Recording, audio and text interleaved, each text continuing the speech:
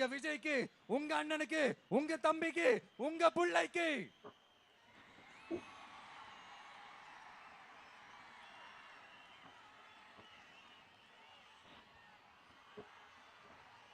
ஒரே ஒரு வாய்ப்பு கொடுங்க.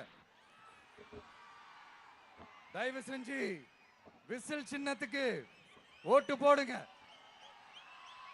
இது ஒரு விசில் புரட்சி தேர்தலா இருக்கணும். வேற வேற வேட்பாளர்களை நிறுத்தினாலும் அந்த வேட்பாளரும் நானும் இந்த விஜயும் வேற வேற இல்லை. கான்பிடண்டா இருங்க, நல்லதே நடக்கும், வெற்றி நிச்சயம்.